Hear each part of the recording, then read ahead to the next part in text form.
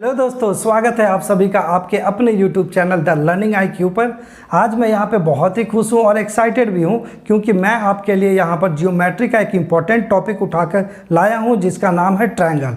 यह वीडियो आपके लिए बहुत ही बेनिफिशियल होने वाली है क्योंकि यहाँ पर हम लोग ट्रायंगल के बिल्कुल बेसिक से डिस्कस करेंगे और साथ में बढ़ते चलेंगे कि ट्रायंगल क्या होता है, ट्रायंगल का निर्माण कैसे होता है, ट्रायंगल का प्रॉपर्टी कौन कौन सी होती है। साथ में हम लोग देखेंगे कि ट्रायंगल्स के कितने टाइप्स होते हैं। ये सारे टॉपिक को आज हम इस वीडियो में कवर करेंगे और इससे अगले पार्ट को हम लोग अगले वीडियो में कवर करेंगे ताकि छोटे छोटे वीडियो से आप पूरे ट्रायंगल को अच्छी तरह सीख सको।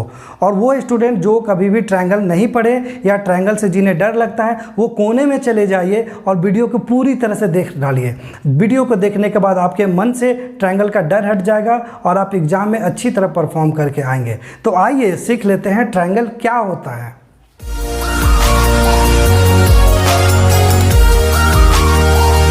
तो आइए मेरे प्यारे दोस्तों, बिल्कुल आसान भाषा में हम लोग ट्रायंगल का डिफिनेशन को सीखते हैं। ट्रायंगल का डिफिनेशन अगर मैं बिल्कुल आसान भाषा में कहूँ तो 3 साइड्स की बनी बंद आकृति को ट्रायंगल कहा जाता है।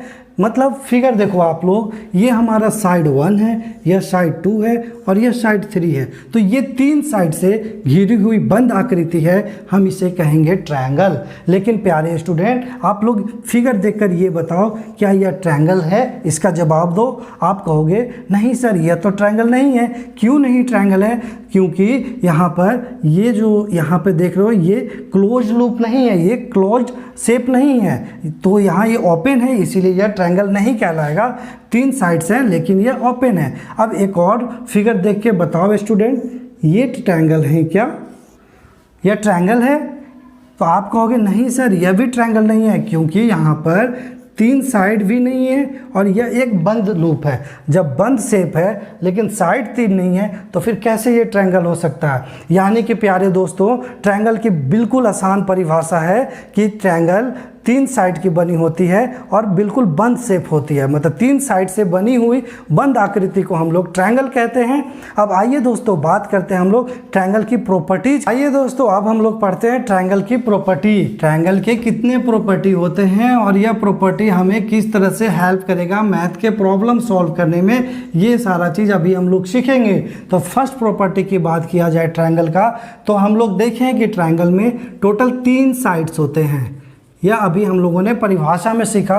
और एक बात और यहाँ देखा जाए तो ट्रायंगल में टोटल कितने एंगल होते हैं? तो angle 1, angle 2, angle 3, total 3 angle होते हैं। तो 3 एंगल, यानी कि किसी भी ट्रायंगल में 3 साइड्स होते हैं और 3 एंगल होते हैं। सेकेंड प्रॉपर्टी को देखें तो सेकेंड प्रॉपर्टी कहता है किसी भी ट्रायंगल के तीनों एंगल का सम 180 डिग्री होता है। Sum of all angle of a triangle is equal to 180 degree. इसे भी आप लोग नोट डाउन करो। Sum of all angle equal to 180 degree. Video को पॉज करके आप अच्छे से नोट्स बना लेना इसका।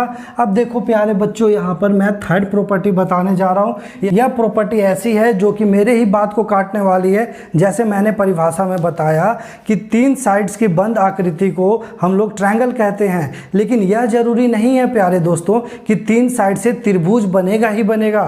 3 साइड से नहीं बन सकता। यह प्रॉपर्टी आप जब जानोगे तो यह क्लियर हो जाएगा क्यों नहीं बन सकता। तो हम लोग यहाँ पर लिखेंगे सम ऑफ, थर्ड प्रॉपर्टीज हमारा, sum of to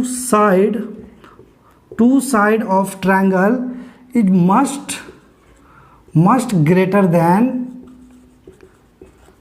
be greater than, लिखो must be greater than third side of triangle.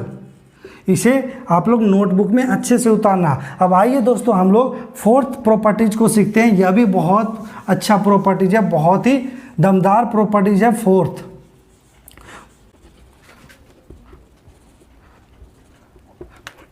तो फोर्थ प्रॉपर्टीज हमारा कहता है कि किसी भी बड़े एंगल, किसी भी त्रिभुज में जो बड़ा एंगल है, सपोज करो यहाँ पर यह एक ट्रायंगल है, इसका सबसे बड़ा एंगल कौन सा दिख रहा है? यह दिख रहा है।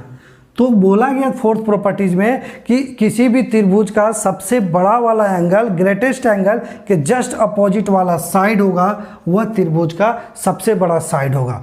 ध्यान से सुनना, मैं क्या बोला, ABC, मतलब बोला गया किसी भी त्रिभुज के जो ग्रेटेस्ट एंगल है वह उसके जस्ट अपोजिट वाला जो साइड होगा वह भी ट्रायंगल का सबसे ग्रेटेस्ट पार्ट होगा। और किसी भी ट्रायंगल के छोटे एंगल, सपोज करो यह छोटा एंगल है इस ट्रायंगल का, तो इसके अपोजिट वाला जो साइड्स होगा वह इस ट्रायंगल का सबसे छोटा साइड होगा। जस्ट इसके विपरीत भी होता है कि बड़ी भुजा के अपोजिट एंगल को हम लोग, जैसे बड़ी भुजा की अपोजिट एंगल बड़ा एंगल होगा, छोटी भुजा की अपोजिट एंगल छोटा एंगल होगा। तो इसे हम लोग कैसे लिखेंगे, यह देखो आप लोग, side opposite of greatest angle of triangle is always greatest. तो ये 4 इंपॉर्टेंट प्रॉपर्टीज़ थे ट्रायंगल के। अब आइए दोस्तों हम लोग पढ़ते हैं ट्रायंगल का टाइप क्या होता है, तो इसे हम लोग 1 बाय 1 कवर करेंगे। मेरे प्यारे दोस्तों, ट्रायंगल के पार्ट्स की अगर बात किया जाए तो ट्रायंगल को टोटल 6 पार्ट्स में बांटा गया है। 3 parts on the basis of sides है and 3 parts on the basis of angle है। यहाँ पर आप 3 नाम देख रहे हो, यह 3 on the basis of sides हैं। जैसे फर्स्ट हमारा इक्विलैटरल ट्रायंगल है, दूसरा आइसोसेलेस ट्रायंगल, थर्ड है स्केलेन ट्रायंगल। यह तीनों टाइप्स हैं on the basis of sides. इसके आगे हम लोग करेंगे on the basis of angle. तो यहाँ पर हम लोग देखेंगे on the basis of sides में पहला जो पार्ट है वह है इक्विलैटरल ट्रायंगल। इसे हिंदी में कहा जाता है समबाहुभुज।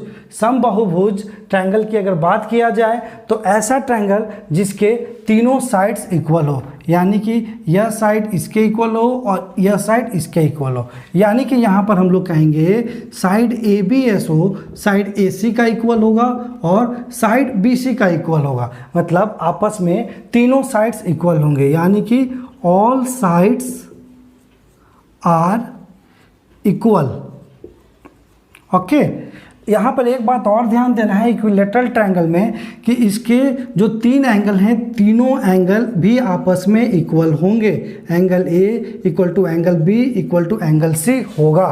साथ में यहाँ पर सारे एंगल का मान, यानी कि एंगल A और एंगल B और एंगल C का जो मान होगा वह 60 डिग्री होता है। ये इक्विलैटरल ट्रायंगल में 3 पॉइंट आपको याद रखना है। ओके, अब हम लोग देखते हैं आइसोसेलेस ट्रायंगल। आइसोसेलेस ट्रायंगल को बोला जाता है समद्विबाहु त्रिभुज, यानी कि समद्विबाहु त्रिभुज में टोटल 2 साइड्स है जो इक्वल होते हैं। जैसे आप लोग यहाँ देख पा रहे हो, एक साइड AB और दूसरा साइड AC, यह दोनों आपस में इक्वल है। ठीक है, तो यहाँ पर एक पॉइंट और इम्पॉर्टेंट है आइसोसेलेस में कि जो साइड्स इक्वल हैं उसके अपोजिट एंगल भी इक्वल होते हैं। यानी कि AC का opposite angle B and AB का अपोजिट एंगल C भी आपस में इक्वल होंगे, यानी angle B equal to angle C भी इक्वल होगा। तो आइसोसेलेस ट्रायंगल में हमें बस यही 2 पॉइंट को याद रखना है। एक लास्ट है हमारा स्केलेन ट्रायंगल। स्केलेन ट्रायंगल ये बहुत ही, मतलब इसमें कोई भी साइड्स इक्वल नहीं होते, इसीलिए हम लोग यहाँ लिख देंगे नो साइड्स आर इक्वल। इसमें 2 साइड्स आर इक्वल। तो मेरे प्यारे बच्चों, यह 3 पार्ट्स थे ट्रायंगल का on the basis of side. अब आगे हम लोग अभी पढ़ेंगे कि types of triangle on the basis of angle. तो आइए दोस्तों बात करते हैं types of triangle on the basis of angle. तो यहाँ पर भी on the basis of angle में टोटल 3 पार्ट्स होते हैं, जैसा कि आप लोग देख रहे हो। फर्स्ट पार्ट है हमारा राइट एंगल ट्रायंगल, यानी कि वैसा ट्रायंगल जिसमें एक एंगल है सो 90 डिग्री के इक्वल होगा, उस टाइप के ट्रायंगल को हम लोग कहेंगे राइट एंगल ट्रायंगल। जैसे यहाँ पर आप लोग देख रहे हो एंगल B है सो 90 डिग्री के इक्वल है, इसीलिए हम लोग कहेंगे राइट एंगल ट्रायंगल।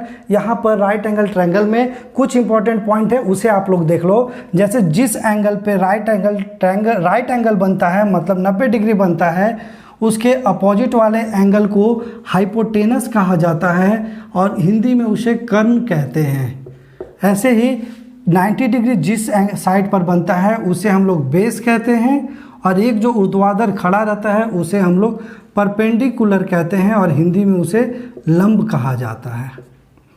हिंदी में इसे लंब कहा जाता है और इसे आधार कहते हैं। आधार, बेस को आधार कहा जाता है, तो हिंदी में इसे आधार कहा जाता है। और अगर राइट एंगल ट्रायंगल की बात करें तो यहाँ पर एक इम्पॉर्टेंट फार्मूला निकल कर आता है, और वो इम्पॉर्टेंट फार्मूला पाइथागोरियन ने दिया था, जो कहता है कि किसी भी राइट एंगल ट्रायंगल के सबसे बड़ी भुजा यानी कि AC है, यहाँ पर AC है, सबसे बड़ी भुजा का स्क्वायर है, सो दोनों भुजा के स्क्वायर के सम के बराबर होता है। मतलब दोनों भुजा का स्क्वायर यानी कि AB का स्क्वायर जो कि परपेंडिकुलर है AB का स्क्वायर तथा BC के स्क्वायर के सम के इक्वल होता है। क्या कहता है पाइथागोरियन फॉर्मूला कि किसी भी राइट एंगल ट्रायंगल में बड़ी भुजा का स्क्वायर दोनों छोटी भुजा के स्क्वायर के सम का इक्वल होता है। यह कहा जाता है पाइथागोरस प्रमेय।